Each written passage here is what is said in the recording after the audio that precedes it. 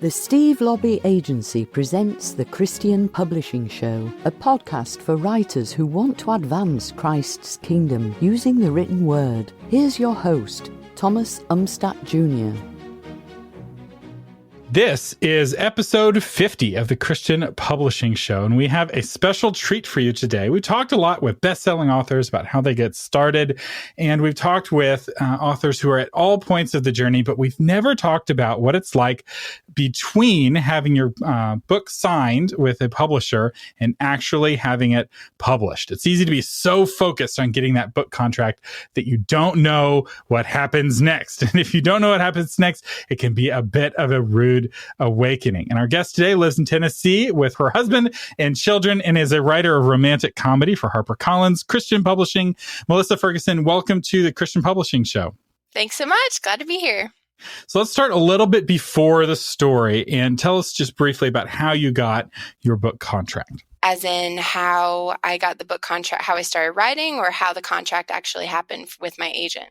Take us through like getting an agent and getting an editor. Okay. I went to ACFW, American Christian Fiction Writers Conference, and I actually did not have an appointment to meet with my agent. My agent is Jim Hart with Heartland Literary, but I had spoken with him a couple years earlier about a different book, and I really wanted to speak with him. So I waited for a spotlight session, and then afterwards I walked up to him and I said, hi, Jim. I don't know if you remember me. I'm Melissa Ferguson. I didn't get an appointment with you, but I'd love to talk with you for a minute. And he said, oh, your book was The Seen Ones, wasn't it? And I was so amazed that he remembered the book that I had pitched to him 2 years prior that he didn't end up taking on.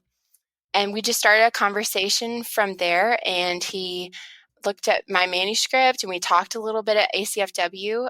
And then he signed with me, or I signed with him in November. And then he sent my book out to several publishers. And it wasn't long before the Dating Charade ended up getting some interest from a few houses. And then it got offered a 2-book deal with one publishing house. But at the same time that we got offered the 2-book deal from that house, which was a great house, a really nice editor, Thomas Nelson had also shown interest. And so it was a little stressful in that moment because while I really liked this one house, I really loved Thomas Nelson and I love what they do. So I went back and forth a lot and ended up seeking the counsel of other friends and my agent. And then I ultimately decided to communicate basically with the editor at this one house and say, I really need to hear what's going to happen with Thomas Nelson before I can make a decision. And I totally understand if you have to pull out and pull your contract. And which was hard for me because I had waited like 5 years for a contract at that point. And that was like, okay, it's finally happening and it's a 2-book deal. And it's so tempting to jump and say yes.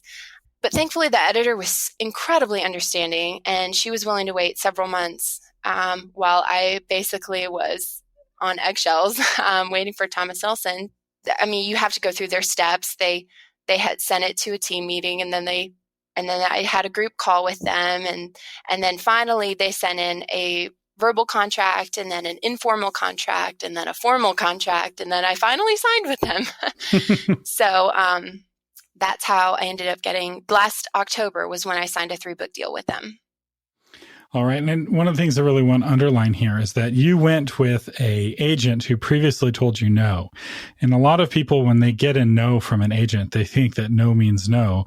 And they're like, I'll never work with you again. And that's not how it works. But in reality, when an agent says no, they're just saying no to that book. And they're just saying no at that time. And this is not at all uncommon what you experienced of like starting a relationship with or starting a communication with an agent. And as you grow as an author, that second proposal, that second book you brought was better, right? You'd grown as an author in those 2 years. And while you weren't ready with that earlier book, you were ready with the later book. And so if those of you listening, don't give up. If you're getting some early no's, stick with it because it often takes more time than you think to get good enough to attract big publishers. Yeah, I agree. I think it's so easy at least for me, well, and I hear several other friends say this too.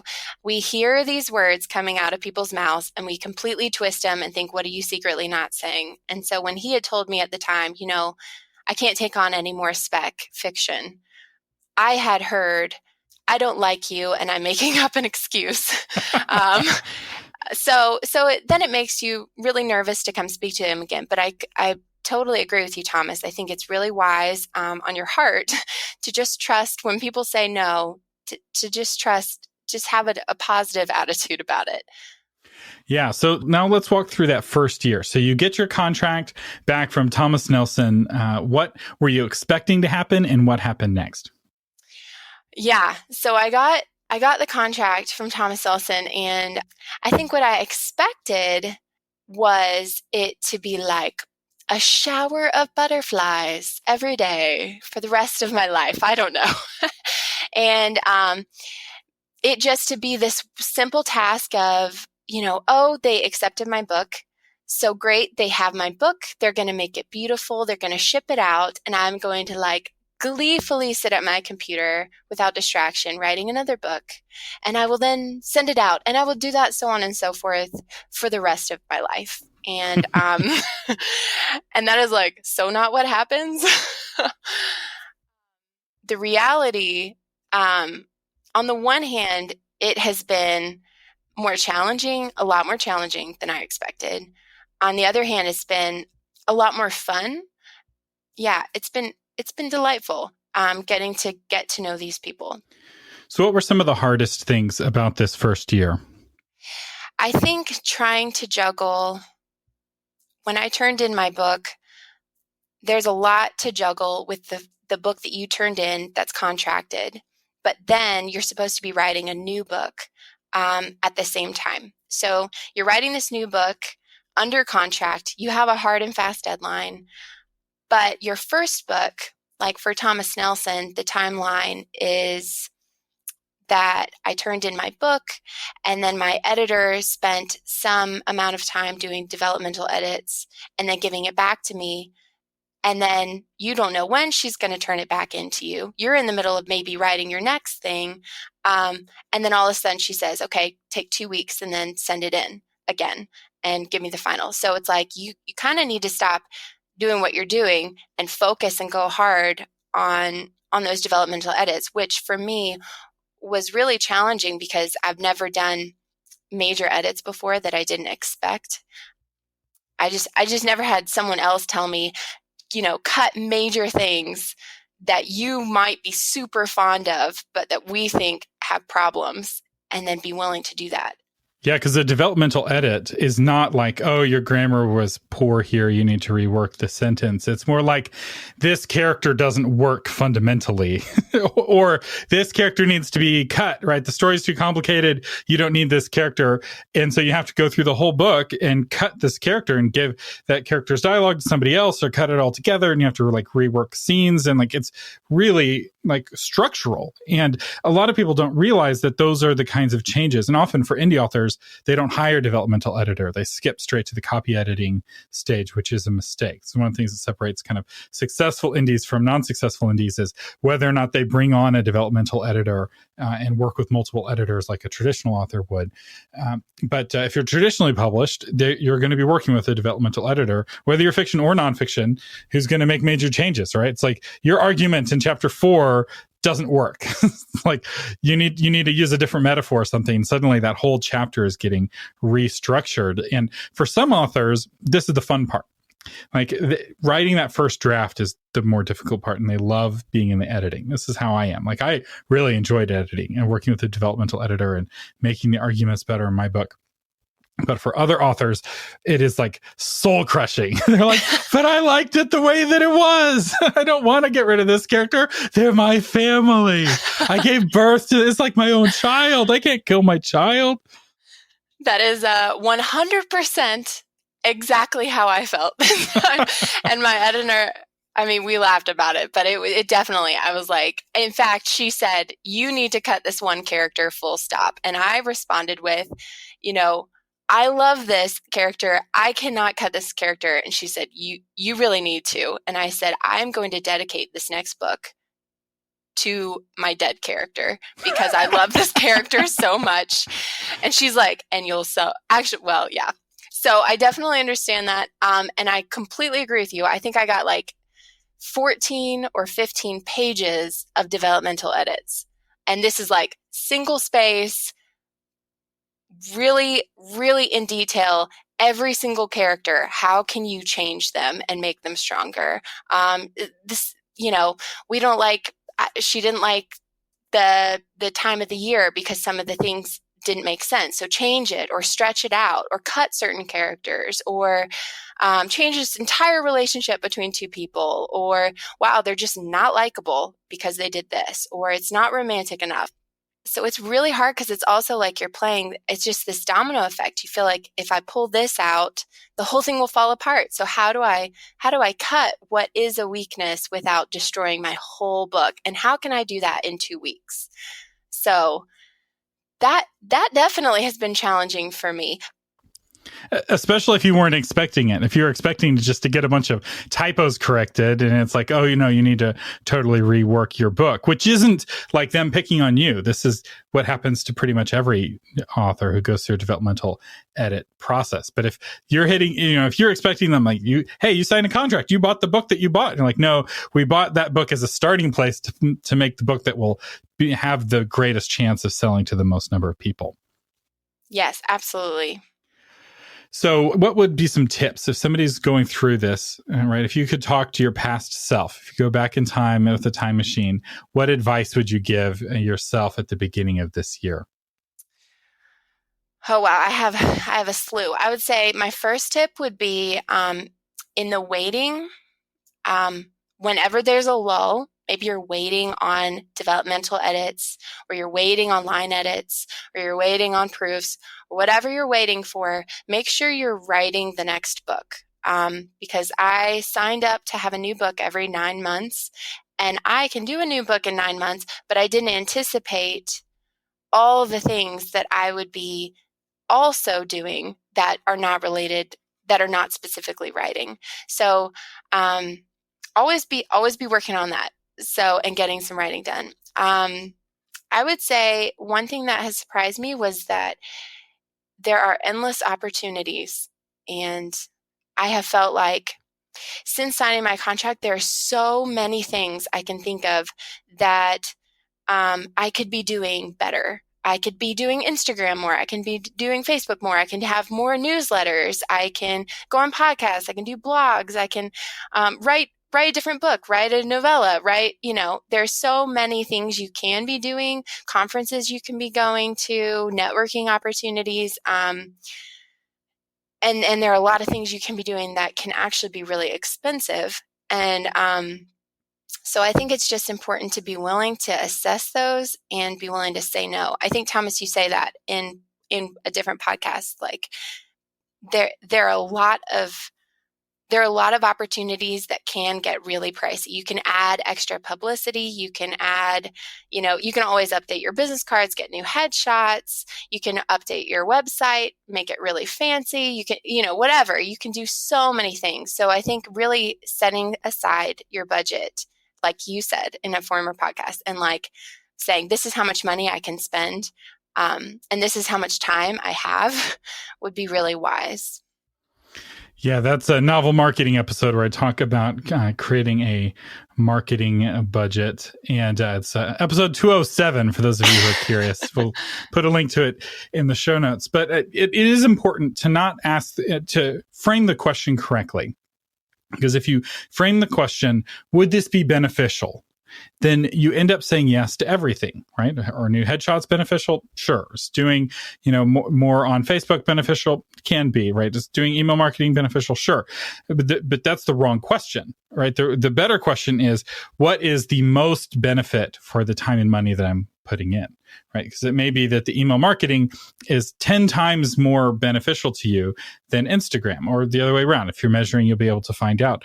But if you're not framing the question right, you feel like you're obligated to do everything. And so often I come across authors who are just so overwhelmed, especially where you are right in this first year, where there's this expectation that they're putting on themselves to do everything. And so they're trying to do everything and they're doing everything poorly. It's like, focus on a handful of things and do those things well. As the old Chinese proverb goes, the man who chases two rabbits catches neither one. You have to focus on catching just one rabbit, and then later you can catch the other rabbit if you want. But if you go back and forth, you get nowhere, which I will say has been the story of my life for the last good amount of time. So I know what it's like to chase multiple rabbits. And I think that's really good. And, you know, the advice that I give authors in your place is to kind of designate a budget of time and of money, because it's both that matter, right? If you're going to set aside 2 hours a day for your writing, well, the edits, they're like tennis, right? At some point, they're your full attention, right? You get some edits back and you have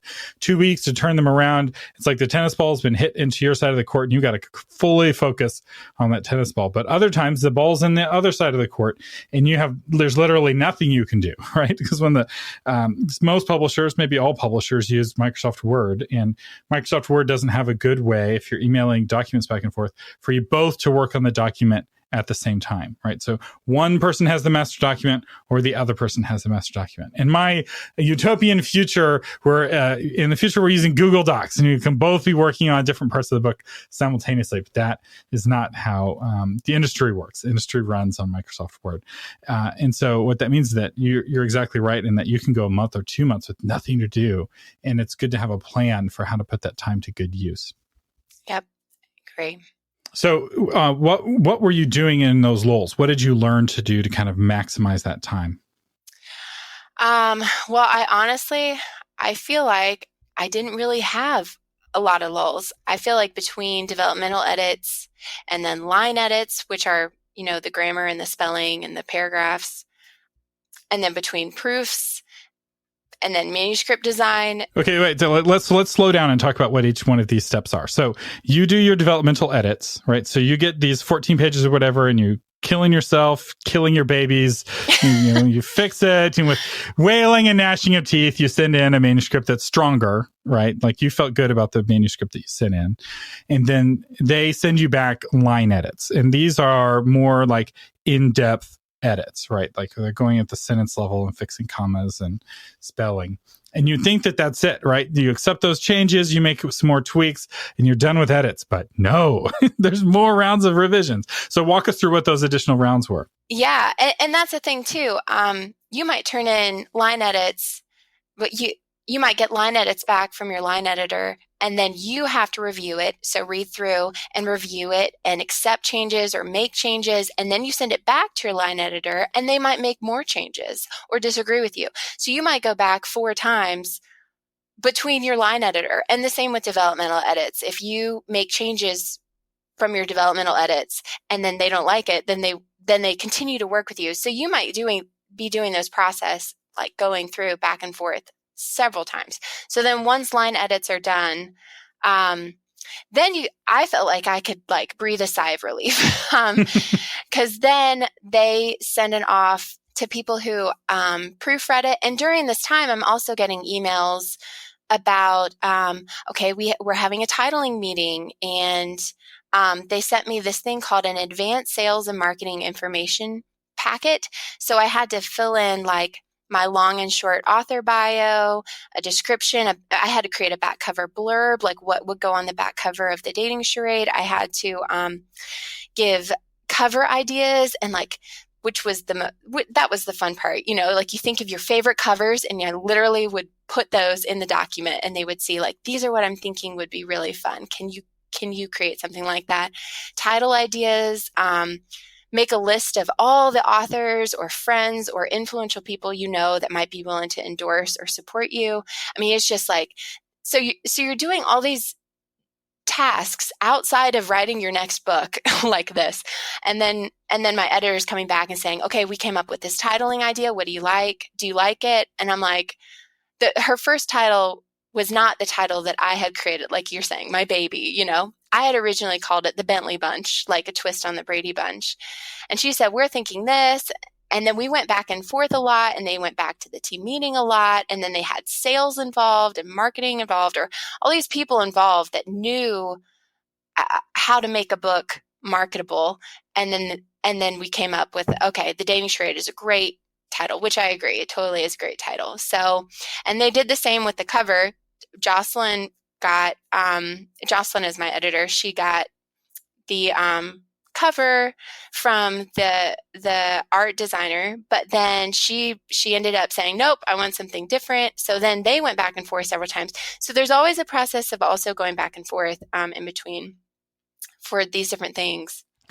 Yeah, and that process is really important because authors historically are not always great at coming up with the best titles for their books. So there was a book that's author wanted to title "Ouch, I've Been Shot," and the publisher was like, "No one wants to buy that. Let's call it All Quiet on the Western Front." Oh, wow. So much better title. In fact, Steve Lobby's got a list of like dozens of famous books that you've heard of, classics of literature and best-selling books from today, and they're like their initial title that the author had, and like universally it's like the newer title is stronger. Yes. And it's difficult because the art of crafting a title isn't an act of literature. It's an act of marketing, which is a different skill set, right? The whole point of a title is that it has to resonate with a reader in such a way where often with just one or two words or a handful of words, they're like, I want to learn more, right? How do you make somebody curious? And how to make somebody curious is more psychology than it is English, right? It's like a different school of the university altogether. And publishers have, people and staff who know how to do that. But those people who are experts at crafting titles don't know anything about your book, right? They haven't read your book, right? All they get is the pitch, the summary of the book. And so they need the author to be involved in the process because while they know titling, they don't know the book very well. And the author knows the book very well, not titling. And so when it works really well. Sometimes it's easy to get into fights and people get their feelings hurt. And that's where having an agent to act as a mediator can be helpful. But it's good that you were able to go through that process and you got a title that you're happy with, even though it wasn't the one that you thought you were going to have. Oh, yeah. And I mean, speaking of bad, I ended up saying, like, what about the serendipitous something? And she's like, no. So I definitely came up with bad titles.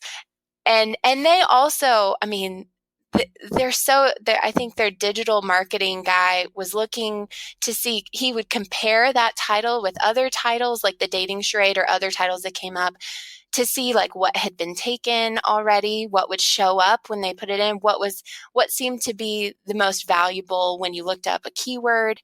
So, they're definitely very savvy and very knowledgeable, and I'm really glad I felt like I could trust them. And I'm really thankful that I did trust them to say, yeah, you go with it. And I love what they've done. So after line edits come back, I think they end up doing page proofs, which I didn't know about. I didn't know that the associate editor then literally sent me a physical copy in the mail of my entire book. And had me go by hand, which also you kind of don't know when that's coming. And all of a sudden it's, oh, can you ship this back to us in like 2 days? So again, you're kind of like stopping what you're doing, reading for the last time your book and physically with a pen, making marks on it and then shipping it back. Then a little bit later, you start getting advanced review copies, ARCs. And yeah, but that's kind of how that book gets in process. Right. And you may be wondering, like, why are you still sending paper copies? Like, why can't you do that digitally? And well, some publishers do have digital page proofs. And what that is it's typically a PDF. A paper copy works as well. And the reason why this is done is that there's this process that you don't do as a traditional published author, but the publisher does, which is called typesetting. It's setting the words on the page where the line breaks in the correct way. Because Word does this in a really kind of kludgy way. So no one uses Microsoft Word's typesetting. They use some other tool, and there's different tools people use, but often there's a human going through and making sure that each page is beautiful. And in that process of making sure each page is beautiful, sometimes errors get reintroduced into the manuscript. And the most famous of this happening is actually with a copy of the Bible. So there's this famous evil Bible. I don't know if you've heard of this, or the Wicked Bible, I think is what it's called. And they accidentally left out the word "not" in the Ten Commandments. So it was "thou shalt commit adultery" instead of "thou shalt not commit adultery." Minor change, right? Hey, we only missed 3 letters, right? How big of a deal is that? And it's a very famous Bible. I think this happened in the 1600s, back when they were physically putting the type on the board, and yet it made this big change, right, to the text. And so you want to get as many eyes on that final proof as possible. The other reason why you do proofs often in paper is that your eye will catch things differently when it's laid out the way that it's laid out finally. So you may have had a dozen people look it over and they all miss the same mistake. But when the words are on the page in a different way, the way they'll be finally, they'll notice that mistake. And you really want those people to notice that mistake while it's still changeable, because you know who else will notice the mistake? All the readers, because that's the version they're reading. The fact that the mistake was hard to spot in a Microsoft Word doesn't do you any good, because that's not how the end user is going to read it. So that's the line edit. And then you mentioned a jargon term called an arc.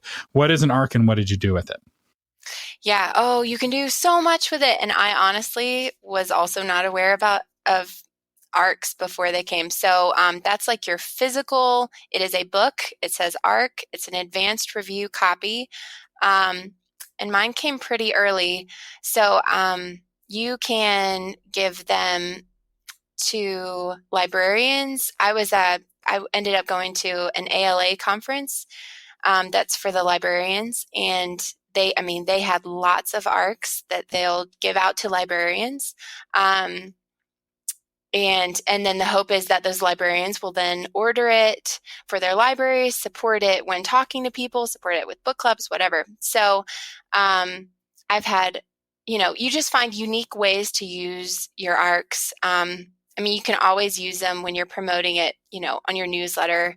You can share about it, but you're also, you can give it to different people, like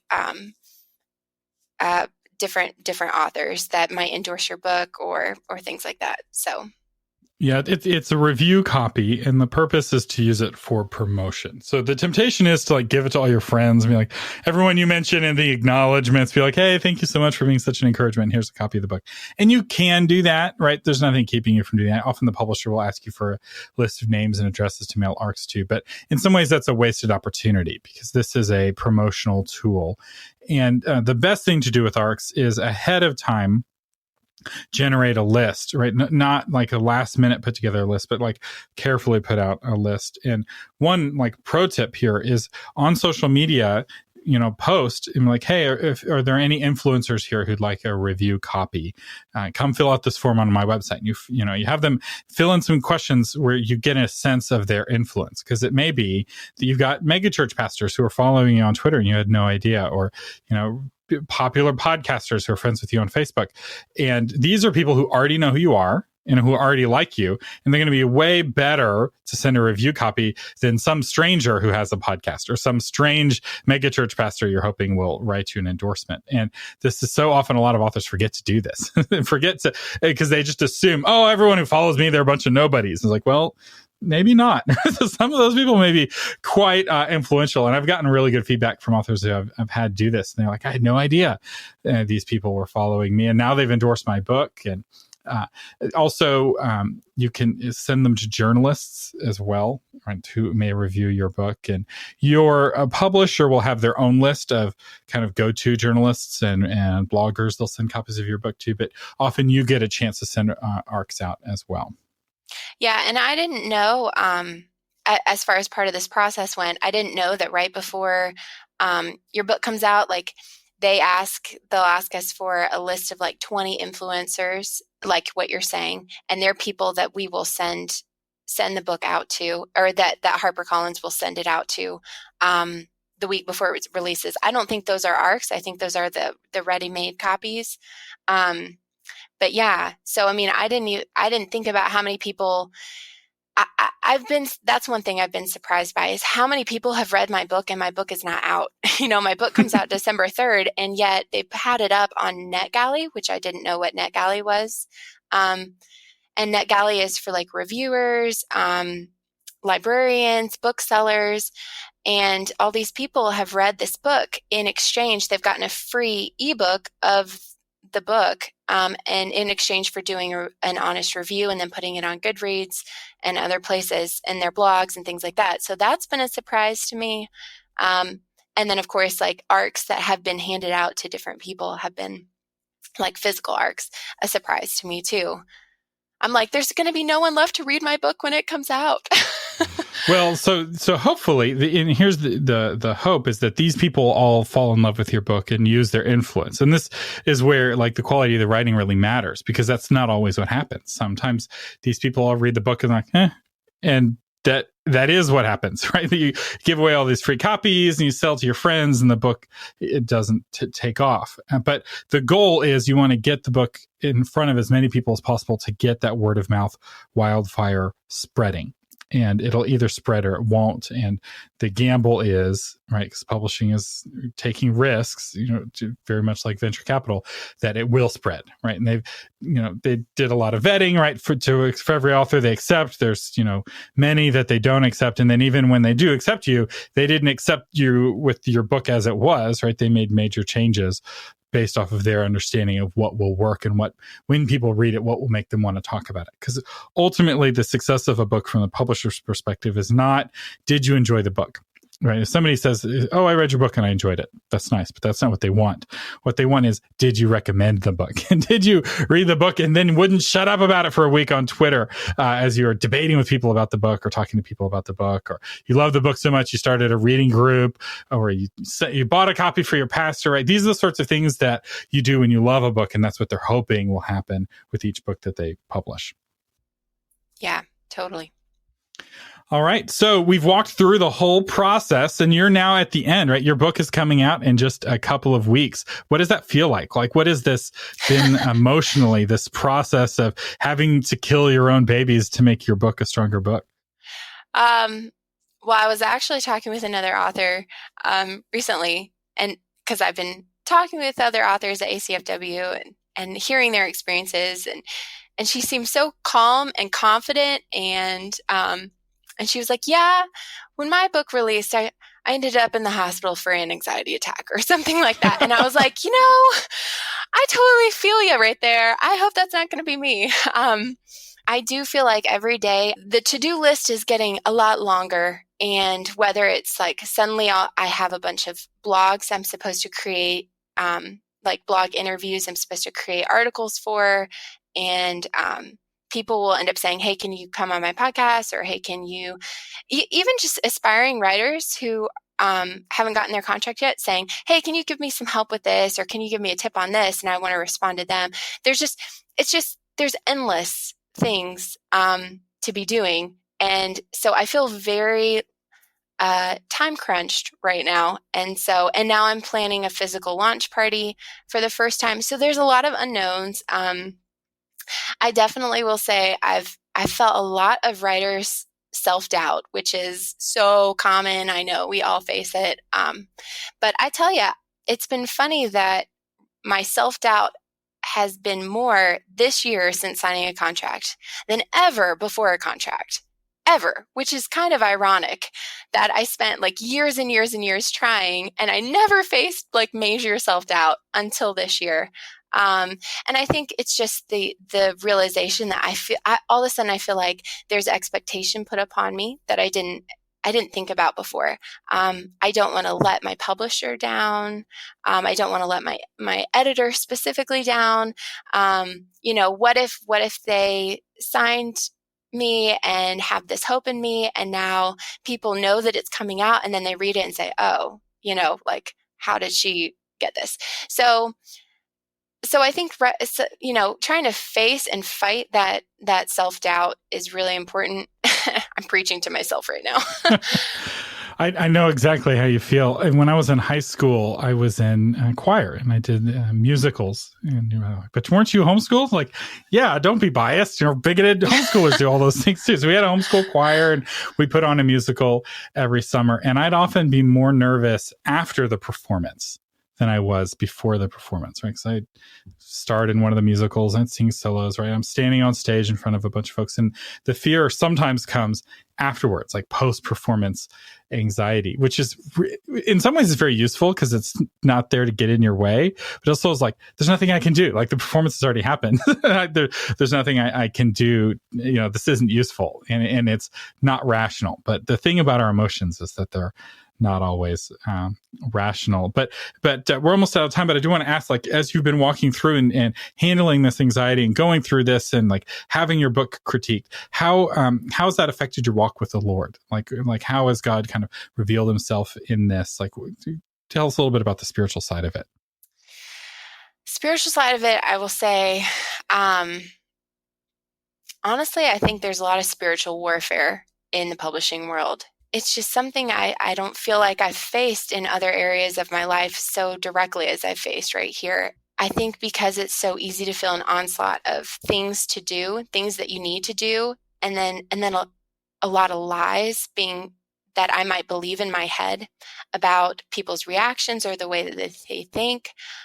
I think that prayer is more important for me now than before I got a contract. Like it's just, well, and I probably shouldn't say more important, but I just really feel the need more desperately for God to meet me here. And I'm then even before a contract. And so I don't know what I would say besides taking time to pray, taking time to read scripture, taking time to honestly do things not writing related is really important. And honestly, I should be doing more. I mean, this is me. I wake up and I know I should be doing more of it. But yeah, so if I was actually going to give a tip to anyone, I would say also don't let go of that. Don't think that you need to be, putting a post up on Facebook or doing a newsletter more so than having some quiet time with the Lord, Yeah, there's a Martin Luther quote that I found very convicting many times in my life. He's like, I have a very busy day today. I'm going to have to spend an extra hour in prayer to prepare for it. And it was like, that is so not how I am ever. and also an extra hour. It's like, oh my gosh, how much did this guy pray? It's like, how much were you praying before? It's an extra hour. But, having that top button, right, of your relationship with the Lord is the top button. If you get that lined up, all of the other buttons line up. And if that's out of line, it doesn't matter because all the others will be out of line as well. So any other final tips before we go? I would say make sure to have a couple really good author friends that you feel like you can be honest with, that you love, that will support you. And also just make sure you have some really good friends outside of the writing world so that you can remember, like, when things kind of feel overwhelming, you can remember, oh yeah, I have a husband and children. And, I go outside sometimes and it's pretty, isn't it? So, yeah. So, and I think it's been wonderful, the relationships you can gain. I would say, make sure to communicate with your editor. I've heard several author friends of mine almost scared to talk with their editor. It's like they'd rather talk with their author friends if they have a question than to talk directly to their editor or to their marketing manager or to their publicist. And, even yesterday I called my editor because I was nervous. I sent my revisions in for the second book, and it needed a lot of work. I mean, she was like, you like, I think at one point she said, from the ashes of this book will rise a great book. It's like, oh my gosh. So, from the phoenix from the ashes. Yeah. I was like, oh no. So I've been working on revisions for the second book, that are major revisions. And I turned in kind of a progress. Here's what I've got so far. And I was so nervous that she was going to come back and say, like in my head, I started to hear, imagine like she's going to come back and she's going to say, you know what? I gave you a month. This is all you got. We're just going to have to let you go. There's clearly nothing you can do for us here. It was all a total mistake. And I realized, I just need to cut this off and like, first of all, pray about it, and pray about this writer's doubt that I have. But also just call her, and it may not be that bad. And so I called her and I said, hey, you know what? This is what I think.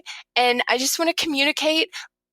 Please deal tenderly with me. Because I literally said that. I was like, actually, I also said, please don't break me because I worked really hard this past month and I really hope that it works for you. But I also don't know. And she was like, don't worry, you're going to be great. And she, really affirmed me. So I think communicating directly with whoever you have questions with is really important. And don't fear your publisher. Don't fear the people, because they are just people and they're very kind people who genuinely, and I think this is another thing to remember, they're kind people who literally want you to do the best you can. Like they're not your enemy, even though they tell you you have to do deep revisions or something, or a title change or a cover change or whatever it is. It's literally because they want to make your product the best it can be, because when you sell books, that's them selling books. And so once I could wrap my mind around that, like literally she's on my team, that was also really helpful for me. That's right, because you've already been paid, right? You got your advance. The publisher doesn't make money on this book unless it sells a whole lot of copies. So they are like very motivated to see the book succeed. And that's why they're giving you the advice. And I love that mindset that you have, that kind of perspective of like, they're doing this because they want it to be better, because they want it to sell and impact as many lives as possible. Because a book doesn't change people's lives if people don't read it. And people don't read it if people don't recommend it. And so you have to get that craft, especially for fiction. That craft has got to be there. And the editor is giving you, free advice on how to become a better writer and how to write a better story. And if you look at it that way, it's a lot easier to take the feedback than it's like, they hate me, they hate my book, I'm terrible. It's like that self-talk is entirely unhelpful. Yes, agreed. All right, we have been talking today with Melissa Ferguson. She's the author of The Dating Charade, which you can check out. We'll have a link to it in the show notes. I'll take you straight to the Amazon page. Melissa, tell us a little bit about The Dating Charade. Give us your 1-minute pitch. Gosh, I haven't done this in a while. Well, The Dating Charade is about a couple that go on a fantastic first date where they tell each other that they don't want kids. And then they come home from that first date and find 3 children dropped in their laps each. And so they spend the book trying to hide that fact from each other while they sort out their new lives to maintain their new relationship. So it's a twist on the Brady Bunch. And it comes out December 3rd. All right. Very good. Melissa, we'll have a link to that in the show notes. Our sponsor today is the Christian Writers Institute, and the course of the week is the Tax and Business Guide for Authors. In this course, you will learn how to qualify for tax deductions for your writing-related expenses, and not all authors qualify, especially after the new tax bill that came out last year. The rules have really changed when it comes to authors, and you may not qualify, you may, and it's important to know whether or not you do. And if you do, you'll learn 19 tax deductions that authors can take advantage of. You'll also learn how to start making money with your writing before your first book comes out. You also learn business fundamentals like how and when to form an LLC and a whole lot more. This is a course that I taught along with my dad, who's been a CPA working with authors for over 35 years. So he really knows what he's talking about when it comes to taxes. He's one of the CPAs featured in the Christian Writers Market Guide, and you can learn more about that at christianwritersinstitute.com. Now, Melissa Ferguson, thank you so much for joining us today on the Christian Publishing Show. Thank you. Thank you for listening to the Christian Publishing Show. For more information and to get episodes delivered to your phone automatically, visit christianpublishingshow.com.